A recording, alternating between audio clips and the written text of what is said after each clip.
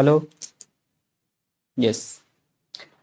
If I am audible and visual to you, so please write Y in the chat box, everyone. क्या मेरी आवाज आप सभी तक पहुंच रही है? जल्दी से please right Y in the chat box, everyone.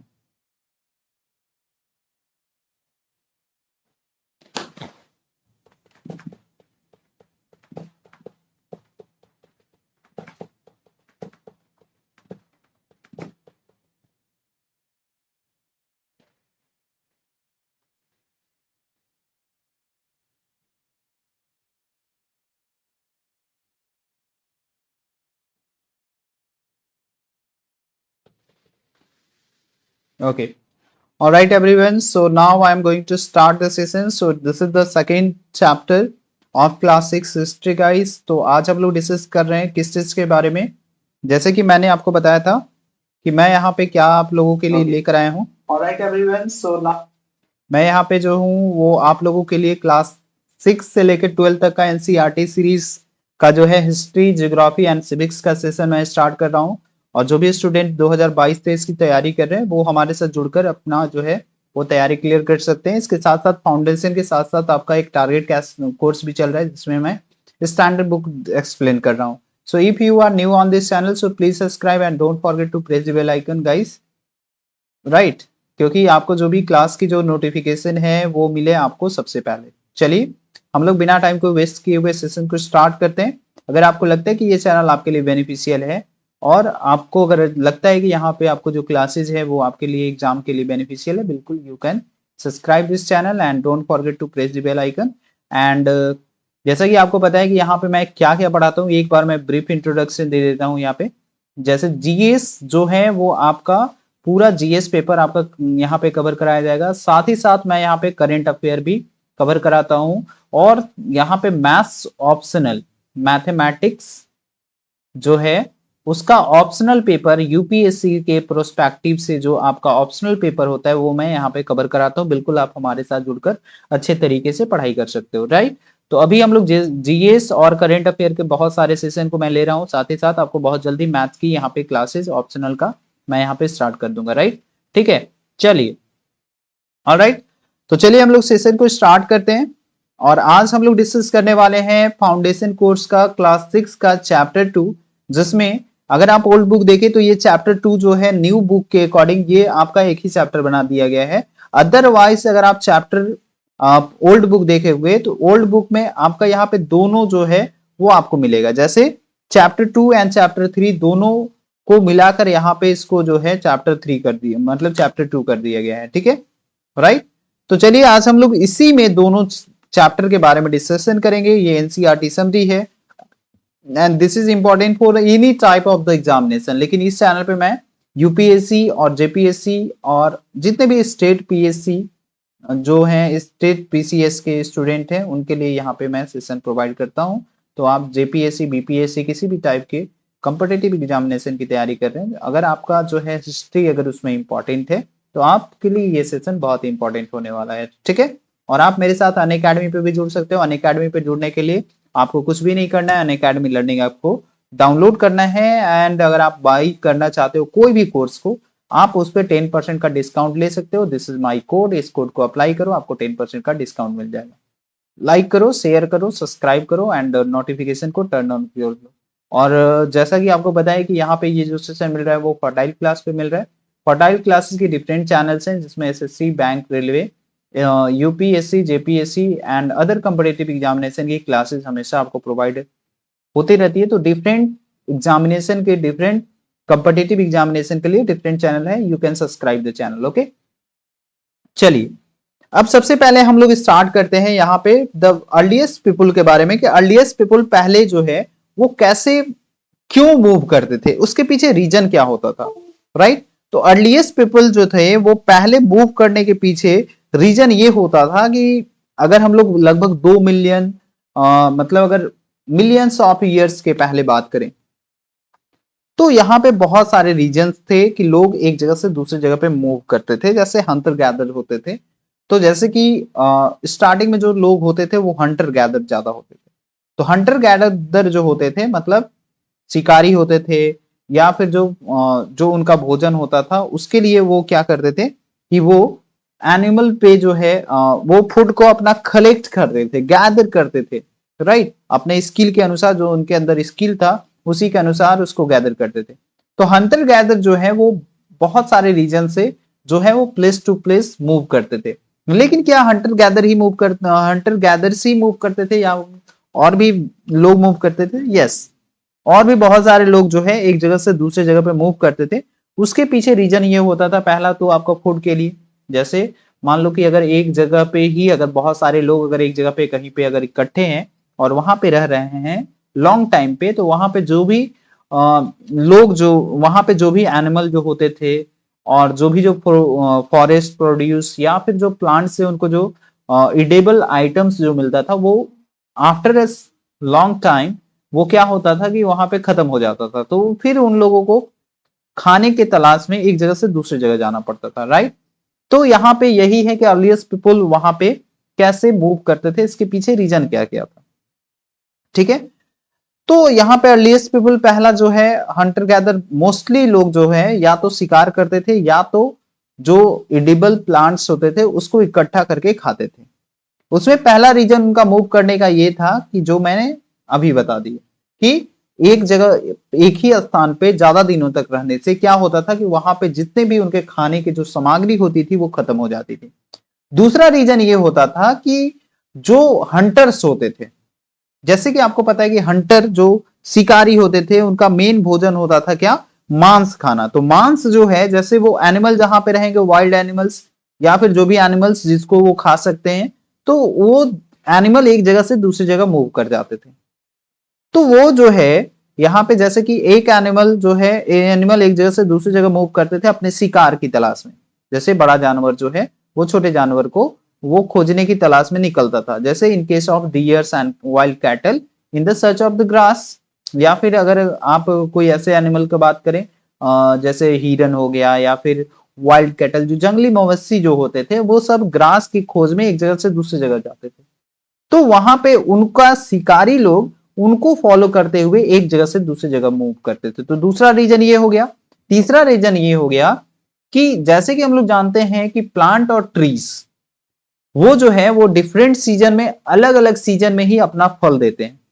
तो पीपल को यहाँ पे सीजन टू सीजन मूव करना करते थे, क्योंकि उनको डिफरेंट काइंड्स ऑफ प्लांट का जो है वो, जैसे कि मान लो कि कोई एक रीजन में है, ठीक है, तो उस रीजन में मान लो वहां पे जो प्लांट है वो विंटर में ही फ्रूट देता है, तो उनको जो है विंटर जैसे ही खत्म हुआ तो फिर वो दूसरे रीजन में जाएंगे जहां पे उनको जो है फॉरेस्ट प्रोड्यूस मिले, जिसमें उनको उनका भोजन पानी हो सके, ठीक है, क्लियर है। तो तीसरा तो रीजन ये हो गया। नेक्स्ट रीजन के बारे में अगर हम लोग बात करें फोर्थ नंबर में, तो फोर्थ नंबर रीजन में ये होता था कि जो लोग जो होते थे या फिर प्लांट्स और एनिमल्स जो होते हैं, वो सब जितने भी लिविंग बीइंग्स होते हैं उनको जीवित रहने के लिए वाटर की आवश्यकता होती है। और वाटर जो है वो कहां पे पाया जाता था? आपका स्ट्रीम जो होता था या फिर लेक होता था उसमें पाया जाता था। बहुत सारे रिवर जो होते थे वो पेरिनियल होते थे, ठीक है, लेक्स होते थे, लेकिन कुछ कुछ रिवर ऐसे होते थे वो सीजनल होते थे। तो पेरिनियल मतलब जो पूरे साल जिसमें पानी रहे, ठीक है, तो वहां पे लोगों को तो कोई दिक्कत नहीं आती थी। लेकिन बहुत सारे ऐसे जगह होते थे जहां पे सीजनल रिवर होते थे, अगर बरसात है तो उसी में पानी आएगा, अदरवाइज किसी और मौसम में पानी नहीं आएगा, सीजन के अकॉर्डिंग वहां पे पानी आता था। तो वहां पे जो है लोग जो है यहाँ पे सर्च ऑफ वाटर में, जैसे during the season winter and summer के टाइम में वो एक जगह से दूसरी जगह मूव करते थे। तो ये आपका 4 रीजन था जिसके अकॉर्डिंग आपको समझ में आना चाहिए, ठीक है, क्लियर। तो ये चीज हम लोगों ने डिस्कस कर लिया कि 4 ऐसे रीजन थे जिसके कारण जो है लोग एक जगह से दूसरी जगह से पे मूव करते थे। अब यहां पे हम लोग बात करेंगे कि how do we know about these peoples. अब हम लोग इस पीपल्स के लोगों के बारे में हम लोग कैसे जानेंगे? तो जैसे ही हम लोगों को पता है कि आर्कियोलॉजिस्ट जो लोग होते थे वो क्या करते थे, यहाँ पे सम ऑफ द थिंग्स, जैसे हंटर गैदर जो यूज करते थे, जैसे हंटर गैदर जो भी यूज करते थे उसी को आर्कियोलॉजी स्टडी कर कर उनको जो है उसके बारे में बताते थे कि आखिर उस टाइप के लोग किस टाइप क्या चीज यूज करते थे, किस टाइप के क्लोथ को पहनते थे। तो ये सारा चीज जो है उन लोग जो है बहुत सारे जो हंटर गैदर का जो चीज है जो यूज करते थे उसी को स्टडी करके वो बताते थे। ठीक है, राइट, क्लियर है? अगर आपको कोई दिक्कत है कमेंट सेक्शन में कमेंट कर सकते हो। I am reading the comment of each and everyone guys.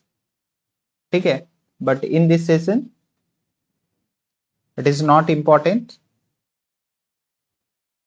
Okay, क्योंकि ये तो समझने वाला है, ये तो मैथ्स का वैसा कोई क्वेश्चन है नहीं। ठीक है, तो ये आपका हो गया। तो यहाँ पे आर्कियोलॉजिस्ट, उसके बाद कुछ जो स्टोन टूल्स होते थे उनका यूज जनरली जो है मीट मांस को काटने में किया जाता था, बोन्स को तोड़ने में काटने में किया जाता था, जो पेड़ पौधे होते थे उसको छिलने में भी किया जाता था, जो उसका छाल जो होता था उसका निकालने के लिए, अपने आप को जो हाइड करने के लिए, एनिमल स्किन से हाइड करने के लिए भी जो है स्टोन टूल्स का यूज किया जाता था। Chopping of the fruits, fruits को चॉप करने में किया जाता था, रूट्स को निकालने में किया जाता था।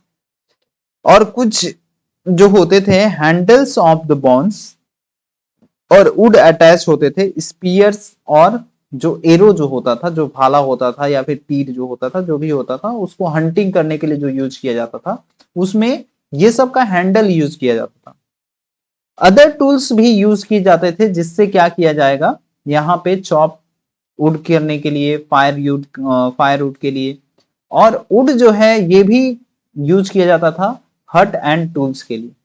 मतलब हट एंड टूल्स मतलब झोपड़ियों के लिए या फिर टूल्स के लिए भी वुड का भी यूज किया जाता था। आप यहाँ पे देख सकते हो कि जो स्टोन टूल्स है, यहाँ पे पहला फिगर क्या बताया जा रहा है कि स्टोन टूल से यहाँ पे देखो कि इसको डिगिंग द ग्राउंड किया जा रहा है, मतलब इसको मतलब एक तरीके से जमीन को, उसका मिट्टी को हटाया जा रहा है बाई यूजिंग द स्टोन। दूसरे में यहाँ पे ये दिखा जा रहा है, यहाँ पे ये स्टिचिंग ऑफ द क्लोथ हो रहा है, stitching of cloth with the help of the stone, stitching of cloth मतलब पहले सिलाई या फिर जितना भी चीज होता था सारा चीज ये सब स्टोन टूल से ही किया जाता था, राइट। चलो अब हम लोग यहाँ पे बात करेंगे stitching clothes made out of the animals. अब यहाँ पे हम लोग बात करेंगे कि how do we know about the peoples. ठीक है, ओके, चलो अब इसमें देखो, जैसे कि यहाँ पे आप देख रहे हो जितने भी ये सब जो मार्क तुम्हें दिख रहे हैं, ये सारे मार्क, ठीक है, जैसे choosing to place the living, कितने लोग जो हैं यहाँ पे इस टाइप के जगह पे रहने के लिए, कितने लोग यहाँ पे कौन कौन से जगह पे ज्यादातर रहना पसंद करते थे। जैसे आप इस मैप को देखें, मैप 2 को, तो यहाँ पे ये जो मैप लिया गया है ये आपका एनसीईआरटी के बुक से लिया गया। जितने भी आपको ट्रायंगल, रेड ट्रायंगल दिख रहे हैं, रेड ट्रायंगल, यहाँ पे ये पता चला है रेड ट्रायंगल, जैसे कि आपका यहाँ पे कौन सा जगह हो गया, ये भीमबेटका हो गया, यहाँ पे आपका हुंगसी हो गया, यहाँ पे कर्नौल कैप्स हो गया। तो ये सब पे आपको जो है आर्कियोलॉजिस्ट ने क्या पाया, उन लोगों को एविडेंस मिला यहाँ पे हंटर गैदर का। मतलब एविडेंस होने का मतलब इससे ये पता चलता है कि यहाँ पे लोग, जो पहले के लोग जो थे यहाँ पे रहते थे, और यहाँ पे many sites were located near the source of water such as the river and the lakes. क्योंकि हम लोग जानते हैं हर जितने भी लिविंग बींग्स हैं वो बिना वाटर का सरवाइव नहीं कर सकते हैं, इसलिए वाटर जो है बहुत ही इंपॉर्टेंट रोल प्ले करता है, इसलिए यहाँ पे वाटर का जरूरी है। ठीक है, इसके बाद अब हम लोग बात करेंगे कि हाउ डू वी, जो है रॉक पेंटिंग हम लोगों को क्या क्या चीज के बारे में बताता है।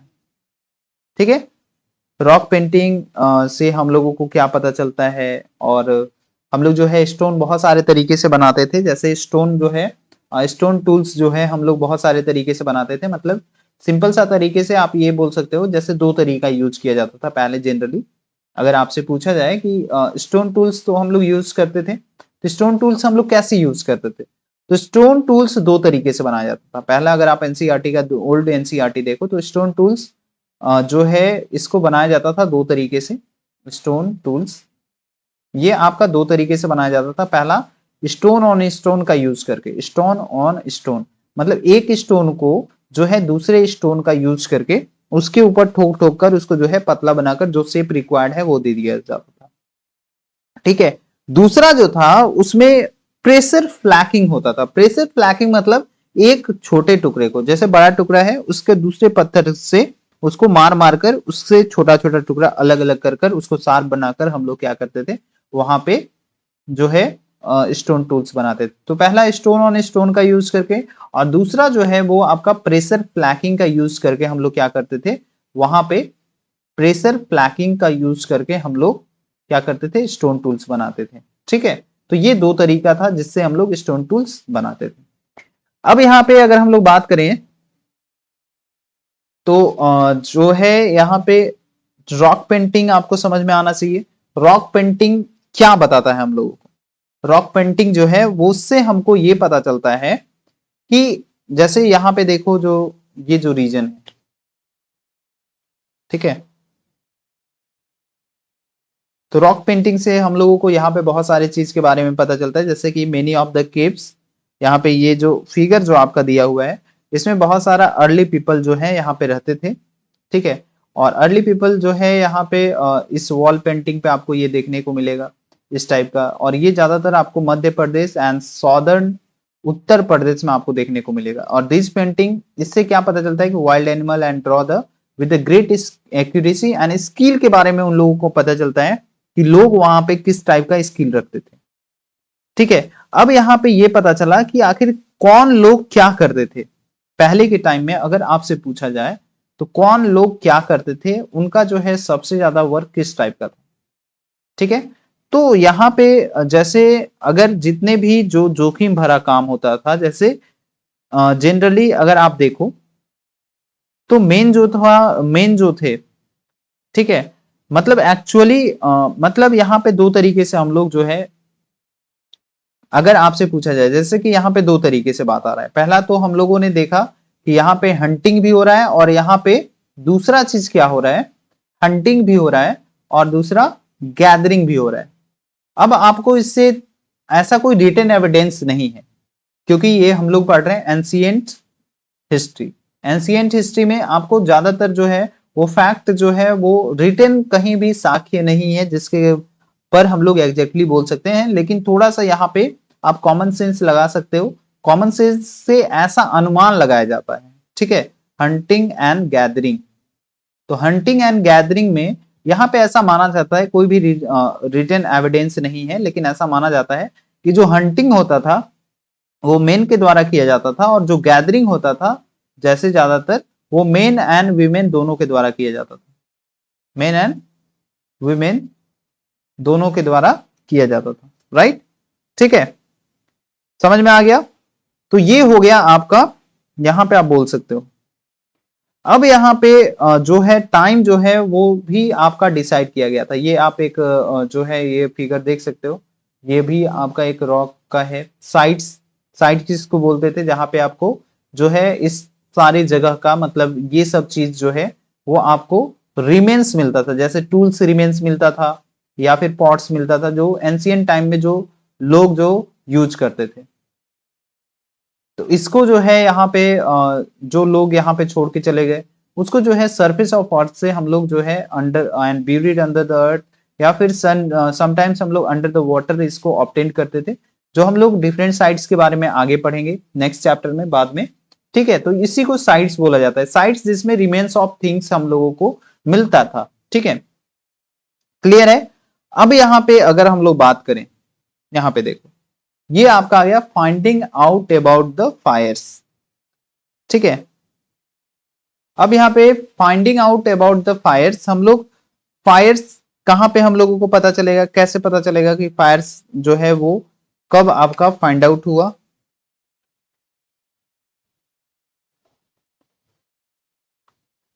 ठीक है, तो यहाँ पे कर्नूल कैप्स जो है वो आप मैप 2 में देख सकते हो। 1 मिनट गाइस। ठीक है, 1 मिनट। यस, कर्नूल कैप में आपको देखिए जैसे ही आप यहाँ पे जाते हो, ये कर्नूल कैप्स है। तो कर्नूल कैप्स ये आपका जो है यहाँ पे आंध्र प्रदेश में पड़ता है। राइट, आंध्र प्रदेश में ये आपको देखने को मिलेगा। तो कर्नूल कैप्स जो है मैप में ये जो है यहाँ पे बहुत सारे एस, आखिर यहाँ पे ये कैसे पता चला कि यहाँ पे फायर के बारे में, फाइंडिंग अबाउट द फायर, तो यहाँ पे बहुत सारे चीजों का एस मिला है। एस मतलब उसका राख जो होता है वो मिला है। तो इससे यही पता चलता है कि इसमें जो लोग जो थे यहाँ पे आग के बारे में फैमिलियर थे, उनको पता था। ठीक है, तो fire could have been use for many things, तो लोग वहां पे आग का यूज बहुत सारे तरीके से करते थे। पहला सोर्स ऑफ लाइट, किसी भी मांस को रोस्ट करने में, and to scare away the animals, और एनिमल्स को डराने में। जैसे अभी भी बहुत सारे जगह पे जो है वो अगर कोई जंगली हाथी अगर किसी जगह पे आ जाता है तो उसको डराने के लिए भी आग का यूज किया जाता है, राइट। अब यहाँ पे हम लोग टाइम के बारे में बात करेंगे। Time it is also the important factor for us guys.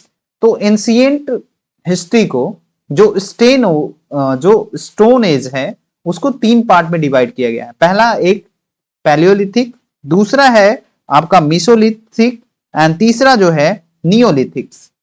तो पैलियोलिथिक जो है यहाँ पे 2 वर्ड से मिलकर बना हुआ है। Paleolithic it is made up by the 2 letters, first one is paleo, it means यहाँ पे हो गया old, and lithos it means you can say the stone, ठीक है। तो पैलियो जो है यहाँ पे, और स्टोन, मतलब इससे ये पता चला कि यहाँ पे जो है आपको स्टोन टूल्स का ये एज है, और ये एज आपका स्टार्ट होता है कब से? Stone age.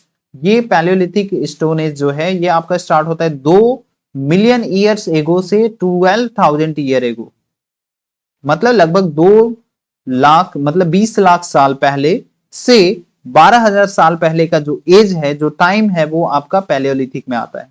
और इससे जो है इसी को फिर 3 पार्ट में डिवाइड किया गया, lower, middle and upper Palaeolithic, ठीक है। तो लॉन्ग स्पेन होने के कारण इसमें 99% जो ह्यूमन हिस्ट्री है एंशिएंट का, ये इसी में कवर हो जाता है। हम लोग पैलियोलिथिक में ही पूरा का पूरा जो है 99% हिस्ट्री हम लोग पढ़ लेते हैं। दूसरा जो है वो हमारा सेकेंड, अगर हम लोग बात करें मीसोलिथ। मीसोलिथ में जो है इसमें हम लोग बात करेंगे इन्वायरमेंटल चेंज के बारे में, और ये आपका स्टार्ट होता है 12,000 साल एगो से, जो है वो लगभग 10,000 साल पहले तक, ठीक है। इसको मेसोलिथिक बोला जाता है। और स्टोन टूल्स जो है यहाँ पे जो जनरली हम लोग जो पाते हैं वो बहुत ही छोटा छोटा होता है, इसलिए इसको माइक्रोलिथ्स भी बोला जाता है, ठीक है। और इसी में जो है सॉ एंड सिकल्स में जो है हम लोग इसमें जो है handles of bone and would का यूज करते हैं, ठीक है। और इसमें जो है varieties, older variety of the tools जो है यहाँ पे यूज किया जाता था, ठीक है। मतलब पुराने ऐसे नहीं थे कि पुराने के सारे स्टोन हटा दिए गए, उसको भी यूज किया जाता था। इसके बाद थर्ड, अगर हम लोग टाइम्स के बारे में बात करें तो नेक्स्ट स्टेज जो होता है वो आपका पिछले 10,000 साल से जो आता है उसको हम लोग क्या कहते हैं? नियोलिथ, ठीक है। तो ये 3 स्पैन ऑफ, मतलब पूरा टाइम को, पूरा एंशिएंट हिस्ट्री को 3 पार्ट में डिवाइड किया गया है, पैलियोलिथिक, और दूसरा मेसोलिथिक, और तीसरा जो होता है वो आपका क्या है? मेसोलिथिक, एंड तीसरा जो है वो आपका है नियोलिथिक, ठीक है। तो ये इस तरीके से आपको पता चल गया। कोई डाउट है? बिल्कुल आप पैलियोलिथिक साइट में यहाँ पे देख सकते हो कौन कौन सा साइट है। तो ये भीमबेटका, ये हुसिंगी एंड कर्नौल कैप्स, ठीक है। यहाँ पे आप नदी देख सकते हो, this is the Kaveri river, this is the Mahanadi river, ये नर्मदा रिवर है, यहाँ पे गंगेज है, यहाँ पे इंडस रिवर है, ठीक है। तो ये सब आप इसको मैप के अकॉर्डिंग इसको समझ सकते हो। अब इसके बाद हम लोग बात करें changing the environments. Changing environment में क्या क्या हमारे वातावरण में क्या क्या चेंज हुआ। तो हमारे जो है वो अगर हम लोग यहाँ पे बात करें तो बहुत सारा चीज में चेंजिंग हुआ है। मतलब लगभग 12,000 साल पहले से अगर हम लोग बात करें तो क्लाइमेट, वर्ल्ड का जो क्लाइमेट है वो बहुत ही ज्यादा चेंज हो गया, ठीक है, with the shift of the relatively warm condition.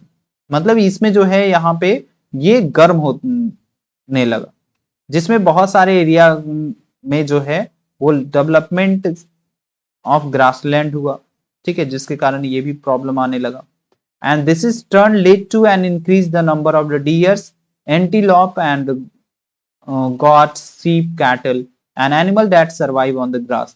तो पहला तो मेजर चेंजेस आपको क्लाइमेट में मिला, जो आपका रिलेटिवली वार्म कंडीशन में शिफ्ट होने लगा, जिसके कारण जो है डेवलपमेंट ऑफ ग्रासलैंड हुआ। और जितने भी एनिमल, क्योंकि ग्रास पे बहुत सारे एनिमल डिपेंड करते हैं, जितने भी आपको हर्बीवोरस है, तो वो हर्बीवोरस का मेन फूड होता है आपका ग्रास। तो जो भी एनिमल ग्रास पे डिपेंड करते थे, जिनका मेन भोजन जो था वो क्या था? ग्रास था, तो वो उनका जो है उनका भी मतलब ब्रीडिंग बढ़ा और वो सरवाइव ज्यादा करने लगे। उसके बाद जब कभी भी एनिमल को हंट किया जाता था, ठीक है।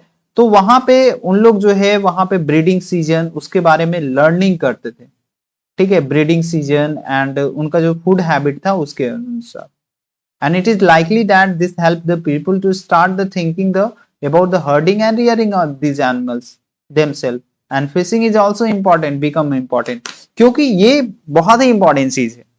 अब यहाँ पे सोचोगे कि आखिर लोग इसके बारे में स्टडी करके जानवरों को खाने और उनका जो है ब्रीडिंग सीजन और वो किस टाइम में उनका ब्रीडिंग होता है, कौन सा सीजन अच्छा है, तो वो जानना लोगों के लिए इसलिए इंपॉर्टेंट था क्योंकि उसी से रिलेट हुआ कि कौन सा एनिमल को हम लोग पाल सकते हैं, कौन सा एनिमल को हम लोग नहीं पाल सकते, राइट। नहीं तो अगर हम लोग वाइल्ड एनिमल, वैसे खतरनाक जानवर को पालेंगे जो हमारे लिए हार्मफुल है, तो पहले उसके बारे में जानना जरूरी है कि कौन सा एनिमल का भोजन क्या है, उनका फूड हैबिट क्या है और ब्रीडिंग सीजन क्या है, जिसके कारण ही यहाँ पे लोगों में ये जो है पीपुल ने इस चीज में पीपुल को, लोगों को ये हेल्प मिला, ये सहायता मिली कि किस तरीके से वो पशुपालन करें, और इसी तरीके से फिर आपका यहाँ पे फिशिंग जो है वो धीरे धीरे आया, राइट। अब इसके बाद अब हम लोग बात करेंगे, ये तो बात था कि एनिमल रियरिंग।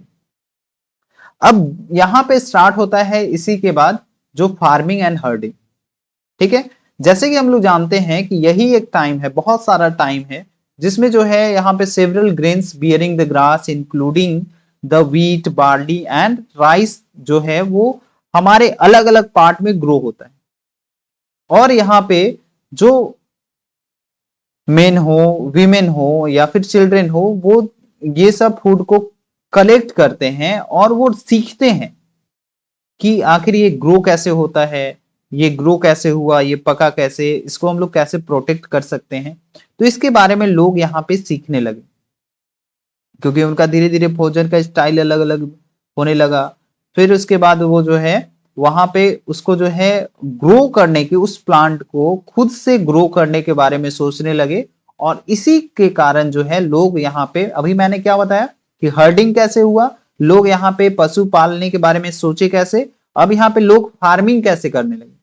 फार्मिंग जैसे कि पहले बहुत सारे जो प्लांट होते थे वो ऑटोमेटिक जो है यहाँ पे क्या होने लगे, मतलब वो स्प्राउट हो जाता था, या फिर उनका खुद से जो है ऑटोमेटिक वो खुद से मतलब ब्रीडिंग उनका हो जाता था, और वो फिर से मतलब स्प्राउट होकर फिर उसके बाद फिर से न्यू प्लांट का ग्रोइंग होता था। तो यहाँ पे उसी से लोगों में, लोग यहाँ पे धीरे धीरे सीखे, जो ग्रेन जो वो जो अनाज जो भोजन वो खाते थे उसी को पहले वो सीखे कि ये कैसे ग्रो होता है, कैसे ये पकता है, कौन सा सीजन इसके लिए अच्छा है।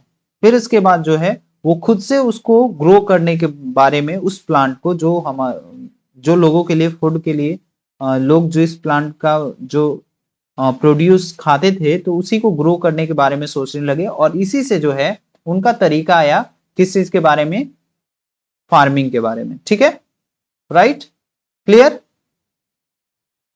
इसके बाद पीपल जो है अब धीरे धीरे हर्डिंग के बारे में भी सोचने लगे। हर्डिंग में पीपल जो है वो वहां पे पालने के बारे में सोचने लगे, क्योंकि यहाँ पे जो है जो भी उनका शेल्टर होता था उनके बगल में, मतलब उनके पास रहकर उनको प्रोटेक्ट कर सके, उनके फूड को प्रोटेक्ट कर सके, इसलिए उन लोग पालतू जानवर को रखने लगे। तो पहला जो था वो सबसे पहले बार पालने वाला जानवर जो था वो wild ancestor of the dog था, मतलब कुत्ते का जो जंगली प्रजाति होती थी उसी को पाला गया। एंड फिर उसके बाद लोग जो है यहाँ पे रिलेटिवली जेंटल जो है वो यहाँ पे लोग जो है फिर धीरे धीरे और भी बहुत सारे प्रकार के एनिमल को पालने लगे, जो जिनका बिहेवियर अच्छा होता था, जेंटल होते थे वो एनिमल, तो उन्हीं को पालने पे कॉन्सेप्ट आने लगा। वैसा एनिमल को नहीं पालना जाने लगा, जैसे कि टाइगर को नहीं पाला जा रहा था।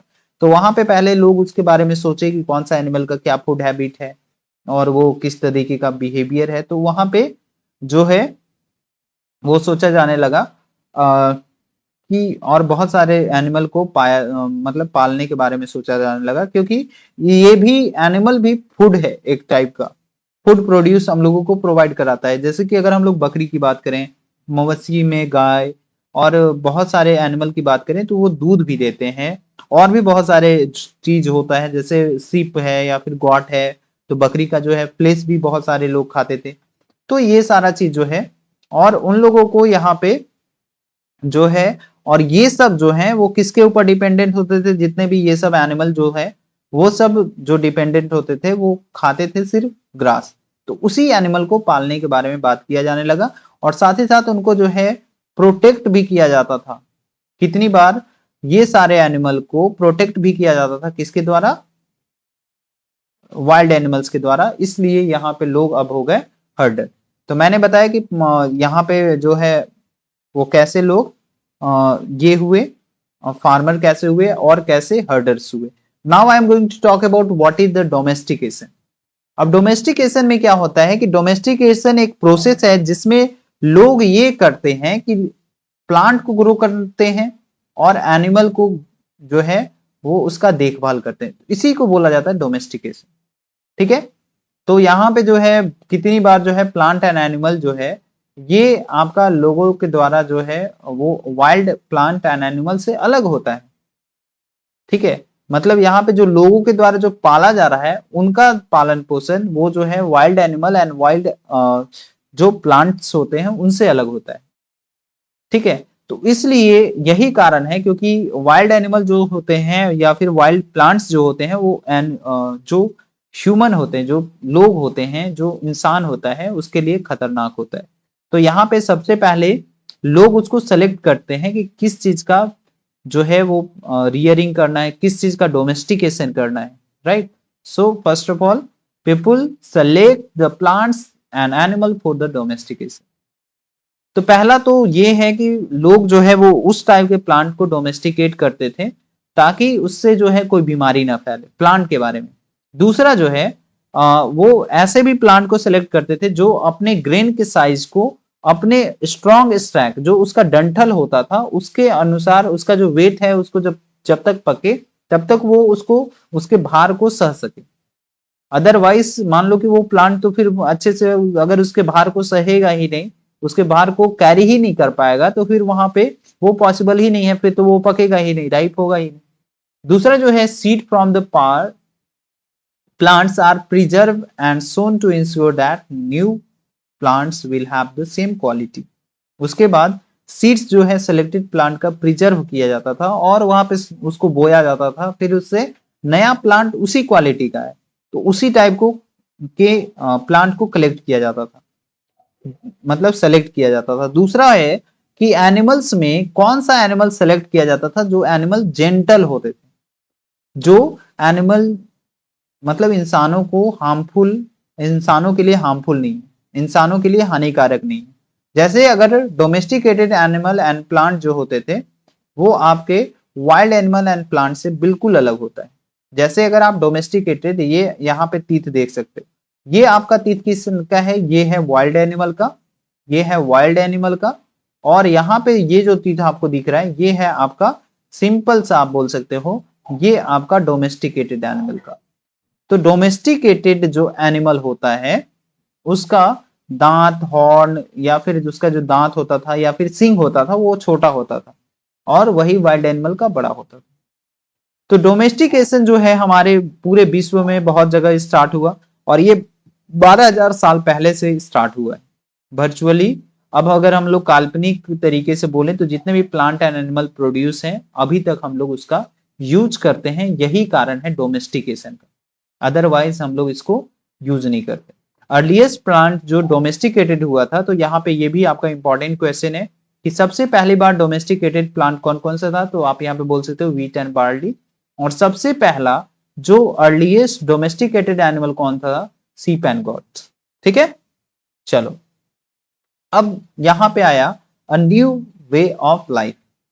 अब न्यू वे ऑफ लाइफ में जैसे कि हम लोग जानते हैं कि जैसे कि आप सीड को जानते हैं, आपने देखा होगा कि जब ये ग्रो होता है तो इसको ग्रो होने में बहुत सारा समय लगता है। जिससे कोई कोई प्लांट जो है, कोई कोई ग्रेन को ग्रो होने में उसको जो है किसी को कुछ सप्ताह लगते हैं, किसी को कुछ मंथ लगता है, कुछ केसों में कुछ सालों तक लग जाता है। ठीक है, तो इसमें जो है लोगों को यहाँ पे बहुत सारे चीज पे उसको देखना पड़ता है। अगर प्लांट आप लगाकर छोड़ देते हैं तो ऐसा नहीं है कि प्लांट ऑटोमेटिकली वहां पे जो है उसका हेल्दी जो है वो फूड आपको मिल जाएगा या फिर जो है उसका सीड जो है मतलब सीड अच्छे तरीके से मतलब जो भी फ्रूट्स या फिर लीव्स या फिर जो भी चीज है वो प्लांट अच्छे से नहीं ग्रो कर सकता, ग्रेन अच्छे से ग्रो नहीं करेगा।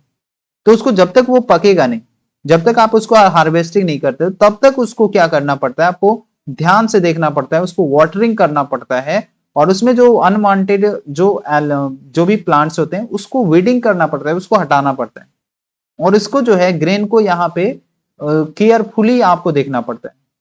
और ग्रेन जो होता है इसको फिर जब हम लोग हार्वेस्ट कर लेते हैं तो हार्वेस्ट करने के बाद इस सीड को हमको यहाँ पे सोचा जाता है किसके बारे में, स्टोर करने के बारे में। और फिर वहां पे उसी कॉन्सेप्ट पे आपका आया, पहले के लोग क्या करते थे कि इसको क्ले का एक पॉट बनाते थे, मटका, मटका जिसको आप बोलते हैं।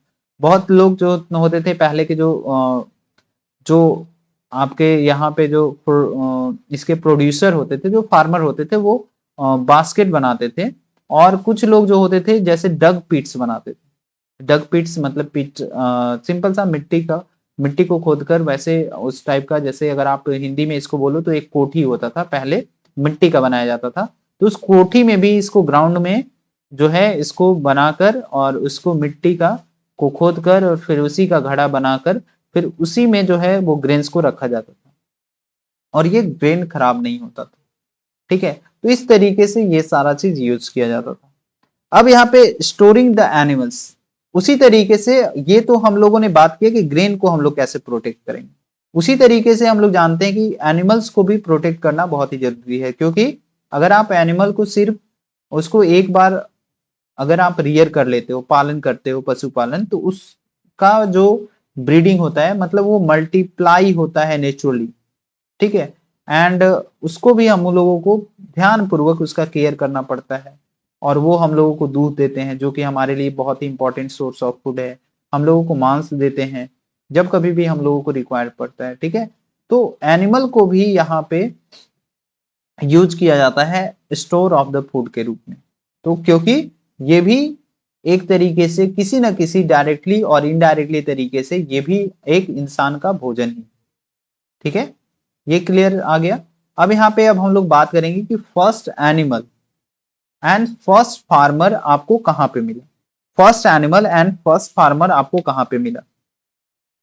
ठीक है, तो जैसे भी जितने भी ब्लू स्क्वायर आपको दिख रहे हैं, जितने भी ब्लू स्क्वायर, वहां पे आर्कियोलॉजिस्ट ने बहुत सारा एविडेंस जो है वो पाया। ठीक है, जैसे कि आप ब्लू स्क्वायर, जैसे कि ये बुरजहोम हो गया, यहाँ पे महेंद्रगढ़, ये कश्मीर में है, ये अभी पाकिस्तान में है, ये आपका इधर खोदीवा, महागरा, चिरांड, ये धलौजी यादिंग, यहाँ पे आपका हल्लौर हो गया, यहाँ पे आपका पैमपल्ली हो गया। तो ये सब जगह में जो है जितने भी आपके ये जो ब्लू रेक्टेंगल जो दिख रहा है, जितना भी ब्लू रेक्टेंगल दिख रहा है, वो सब ब्लू स्क्वायर मतलब वो सबका सब वहां पे बहुत सारा एविडेंस मिला है आर्कियोलॉजिस्ट को, जिसमें आपका नॉर्थ वेस्ट है प्रेजेंट डे में। तो यहाँ पे आप कश्मीर में ये बुरजहोम वाला एरिया बहुत ही फेमस है, आपका ये महेंद्रगढ़ है हो गया। तो ये सब में आपको बहुत सारा एविडेंस मिला इस चीज का। ठीक है, जिसमें आपको साइंटिस्ट ने स्टडी किया, यहाँ पे बहुत सारे रिमेन्स मिले एनिमल्स एंड प्लांट्स का। तो अगर हम लोग बात करें तो महेंद्रगढ़ जो प्रेजेंट डे अभी पाकिस्तान में है, ये वाला एरिया, तो ये वाले एरिया में सबसे ज्यादा अगर हम लोग फार्मर्स में अगर ये बात करें कि यहाँ पे क्या क्या चीज ग्रो किया जाता था, तो वीट एंड बार्ली। और एनिमल्स में अगर हम लोग बात करें तो सीप, गॉट एंड कैटल, सीप, गॉट एंड कैटल, ये आपका यूज यहाँ पे पाला जाता था। किसमें? महेंद्रगढ़ में। ये आप लिखते जाना, नोट करते जाना, it is very important for you guys.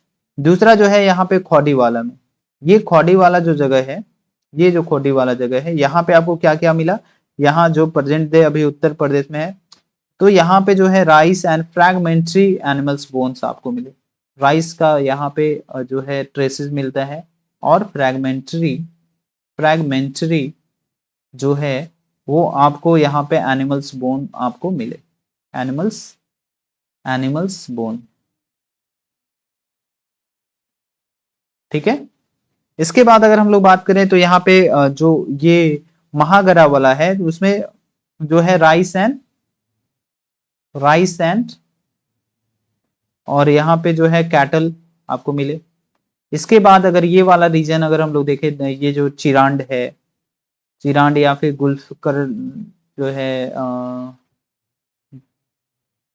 गुल्फरकर, right. तो इसी तरीके से और भी बहुत सारे जगह पे आप इसको देख लेना। यहाँ पे महेंद्रगढ़, बुर्ज होम में आपको जो है जनरली वीट, लेंटिल, सील, आपको यहाँ पे वीट मिलेगा, वीट का ट्रेसेस आपको मिला। लेंटिल मतलब दलहन जो है, ठीक है। लेंटिल्स, लेंटिल्स हो गया आपका। डॉग यहाँ पे रियर किया जाता था, डॉग। इसके बाद आपका जो है कैटल, सीप, गॉट, कैटल, सीप, गॉट, कैटल, सीप, गॉट एंड बोफेलो जो है ये यहाँ पे आपको मिलेगा। ये सारे एनिमल को यहाँ पे आपको ट्रेसेस मिलेंगे, ठीक है। हेलोर जो हो गया, यहाँ पे आपको क्या क्या मिलेगा। हेलोर में जो है अगर हम लोग बात करें तो यहाँ पे मिलेट्स या फिर पयमपल्ली में जो है, जो प्रेजेंट डे अभी आंध्र प्रदेश में है, तो ये सारी जगह पे आपको बहुत सारे चीज मिलेंगे। तो एनिमल्स का ट्रेसेस यहाँ पे मिला, ठीक है। यहाँ पे सेटल लाइफ में ये भी बोल सकते हो कि सेटल लाइफ में आपको क्या क्या है। जैसे कि आर्कियोलॉजिस्ट को, जैसे हम लोग बुर्ज होम के बारे में बात करें तो बुर्ज होम में जो लोग होते थे, जो ये सब बुर्ज होम वाला, ये जो एरिया जो पीछे में मैंने डिस्कस किया, ये जो बुर्ज होम वाला जो एरिया था, वहां पे आपको एक और चीज जो ट्रेसेस इस चीज का भी मिलेगा कि यहाँ पे लोग जो होते वो पीट हाउस यूज करते थे सेटल लाइफ के लिए। पीट हाउस, ये जो अभी कश्मीर में बुर्ज होम ये वाला एरिया, तो इस वाले एरिया में आपको पीट हाउस इस टाइप का बना हुआ रहता था, जिसमें लोग जो है वो अंदर की तरह सीढ़ी बना हुआ रहता था अंदर जाकर, क्योंकि ठंड से बचने के लिए लोग यहाँ पे इस टाइप का घर बनाते थे। और फिर वहां पे दो तरीके का हर्थ यूज किया जाता था। हर्थ मतलब चूल्हा, ठीक है। हर्थ, यहाँ पे दो टाइप का चूल्हा यूज किया जाता था। एक आपका इंडोर होता था और एक आपका आउटडोर होता था। इंडोर एंड दूसरा जो होता था वो आउटडोर होता था। एक इंडोर वाला चूल्हा जो था वो आपको जनरली विंटर के सीजन में यूज किया जाता था, और आउटडोर जो था वो आपका समर के सीजन में यहाँ पे यूज किया जाता था। तो अकॉर्डिंग टू द सीजन यहाँ पे यूज किया जाता था इस चीज का, ठीक है। उसके बाद अगर हम लोग बात करें तो स्टोन भी यहाँ पे बहुत सारे प्रकार का यूज किया गया। आपको इस टाइप का ट्रेसेस आपको मिलेंगे स्टोन से रिलेटेड, ठीक है। तो ये तो पीट हाउस हो गया। इसके बाद जो है अगर हम लोग बात करें तो स्टोर करने के लिए यहाँ पे जो है बहुत अलग अलग प्रकार के आपको घड़े मिलेंगे। कुछ में जो है पेंटिंग अच्छा अच्छा होता था, ठीक है। तो यहाँ पे पेंटिंग से ये पता चलता था कि लोग वहां पे उस टाइप के जो लोग थे, वो उस टाइम के जो लोग थे उनको पेंटिंग इस टाइप का भी स्किल बहुत ज्यादा होता था, राइट। उसके बाद जो है वहां पे लोग जो है वो सिलाई बुनाई का भी काम आपको देखने को मिला, ठीक है। तो ये सारा चीज आपको यहाँ पे धीरे धीरे देखने को मिला, ठीक है।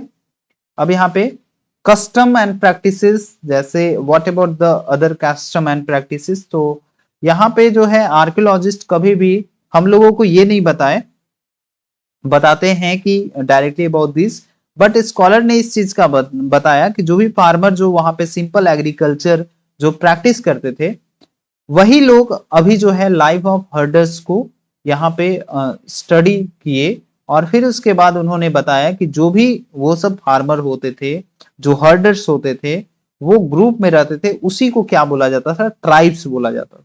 और उन लोग जो है वो एक सर्टेन जो कस्टम एंड प्रैक्टिसेस को फॉलो करते थे,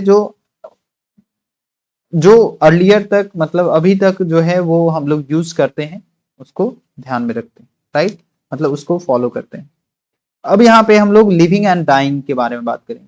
जैसे मेहरगढ़ में अभी हम लोगों ने बात किया था। मेहरगढ़, मेहरगढ़ देखो ये आपका कहाँ पे है, पाकिस्तान में है ये वाला रीजन। तो मेहरगढ़ में आपको इस टाइप का जो है बहुत सारा लोग को मरने के बाद इस टाइप का आपको एरिया मिलेगा। तो ये मेहरगढ़ जो था वो बहुत ही फर्टाइल प्लेन था, और ये कहाँ पे है, बोलन पास, जो ईरान वाला रूट है उसी में आपका वो प्रेजेंट है। तो ये महेंद्रगढ़ जो था वो बहुत ही जो है पॉपुलर था किस चीज के ग्रो के लिए, आपका बार्ली एंड व्हीट के लिए। वहां पे लोग जो है वो सीप एंड गॉट को जो है पहली बार इस एरिया में जो है यहाँ पे रियर किया गया था। और ये अर्लीस्ट विलेज है जिसके बारे में हम लोग जानते हैं। अगर हम लोग एनिमल्स बोन्स यहाँ पे मिला, bone of the wild animals भी हम लोगों को मिला, और यहाँ पे बहुत सारे इस टाइप के जो है रिक्टेंगुलर हाउसेज आप हम लोगों को मिले। 4 and more कंपार्टमेंट होता था, and some of which may have been used for the storage. बहुत सारे प्रकार का इस टाइप का आपको हाउस जो है यहाँ पे मेहरगढ़ में आपको मिला। उसके बाद मेहरगढ़ में और भी चीज, बहुत सारा चीज मिला। जैसे मेहरगढ़ में लोगों को के लिए जो है मतलब यहाँ पे जब स्कॉलर्स एंड आर्कियोलॉजिस्ट ने क्या किया, जब इसको खोजा, तो खोजने के बाद यहाँ पे आर्कियोलॉजिस्ट को एक और जानकारी मिली कि वहां पे एविडेंस में ये मिला कि जो भी ब्यूरियल होता था, जो कब्र होता था, जब उसमें से डेड बॉडी निकाला गया तो उसमें डेड बॉडी के साथ पहले एनिमल के साथ उनको दफनाया जाता था। क्यों दफनाया जाता था, उसके पीछे रीजन ये था कि जो भी कोई भी व्यक्ति अगर मर जाता था तो उसके रिलेटिव उनको रिस्पेक्ट देने के कारण, और ये वो चाहते थे कि अगर उनको कोई एनिमल के साथ या फिर बकरी के साथ उनको डेड पर्सन को अगर दफनाया जाता है तो उनको नेक्स्ट जो वर्ल्ड जो है, जहां पे मरने के बाद ऐसा माना जाता था जहां पे उनका आत्मा जाएगा, वहां पे भी उनको ये भोजन के रूप में प्राप्त हो। तो ऐसा जो है उन लोग वहां पे उनके रिस्पेक्ट में जो है इसको उनके रिलेटिव इसको प्रदान करते थे, राइट। ये पेंटिंग आपको फ्रांस में देखने को इस टाइप का पेंटिंग मिलेगा, जैसे कि आप यहाँ पे देख सकते हो। इससे ये पता चलता है कि यहाँ पे लोग जो है बहुत ही आर्टिस्टिक होते थे, और उन लोग जो है कलर जो है यहाँ पे उस टाइप का तो वैसा कोई कलर था नहीं, लेकिन यहाँ पे लोग जो है ऑर्कर का यूज करते थे। ऑर्कर वहां पे कलर करने के लिए ऑर्कर का यूज करते थे। दूसरा जो है ऑर्कर मतलब अर्थी पिगमेंट जो होता था, अर्थी पिगमेंट, ऑर्कर मतलब एक आपका अर्थी पिगमेंट होता था, ऑर्कर, जिसको हम लोग अर्थी पिगमेंट बोल सकते हो। अर्थी पिगमेंट का यूज करके इसको कलर किया जाता था, पिगमेंट। और ये जो पिगमेंट होता था, अर्थी पिगमेंट का यूज करके कलर को यूज किया जाता था। ये जो ऑर्कर होता था, अर्थी पिगमेंट। तो ये जो अर्थी पिगमेंट होता था इसमें आयरन ऑक्साइड होता था, Fe2O3, राइट। तो इसी का यूज करके यहाँ पे देखो ये कलर किया जाता था। साथ ही साथ यहाँ पे आयरन ओर या फिर चारकोल का यूज करके यहाँ पे लोग जो है इसको क्या करते थे, कलर करते थे। अब यहाँ पे ये जो है, ये पेंटिंग से क्या पता चल रहा है, ये पेंटिंग से पता चल रहा है कि यहाँ पे एक स्पेशल रिचुअल्स को यहाँ पे डिनोट किया जा रहा है, ठीक है। क्योंकि यहाँ पे जो एनिमल है वो आपको बहुत ही भयानक एनिमल है, इसका मतलब वाइल्ड एनिमल से रिलेटेड है। और यहाँ पे ऐसा माना जाता है कि ये सब पेंटिंग जो था वो किसी न किसी एक विशेष ओकेजन पे इसको बनाया गया था। और ऐसा भी माना जाता था कि हो सकता है कि यहाँ पे हंटर्स जो है वो अपने शिकार को खोजने के लिए इस टाइप के पेंटिंग को बनाते थे। तो ऐसा यहाँ पे माना जाता है, ठीक है। तो ये जो था, अगर आप ओल्ड बुक के अकॉर्डिंग देखें तो यहाँ पे आप देख सकते हो नियोलिथिक साइड में आपका टर्की है, ये सब एरिया है। तो आई होप आपको समझ में आ गया। यही था कंप्लीट डिस्कशन गाइज, जिसमें हम लोगों ने पूरा का पूरा डिस्कस किया। अगर इस सेशन में अगर हम लोग बात करें ओल्ड बुक के ओल्ड एनसीईआरटी के अनुसार, ओल्ड एनसीईआरटी में 2 चैप्टर था, चैप्टर 2 एंड चैप्टर 3। तो चैप्टर 2 एंड चैप्टर 3 को दोनों मिलाकर न्यू बुक में आपको चैप्टर 2 कर दिया है। तो यही अगर आप देखो तो यहाँ पे ओल्ड बुक के अनुसार दोनों चैप्टर मैंने कवर किया है, और अगर न्यू बुक के अनुसार अगर आप देखोगे तो ये आपका सिर्फ जो है चैप्टर 2 आपका कवर हुआ है, ठीक है। समझ में आ गया। सो आई होप आपको समझ में आ गया। अगर इसी तरीके से अगर आप मेरे साथ जुड़कर अपनी तैयारी को और बेहतर करना चाहते हैं तो please like this video, share this session and subscribe this channel and turn on the notification by clicking on the bell icon, right? तो चलिए मिलते हैं नेक्स्ट क्लास में। Bye bye, take care, best of luck, see you in the next session. Thank you so much guys, मिलते हैं next class में, right? चलिए bye bye, take care, thank you so much guys.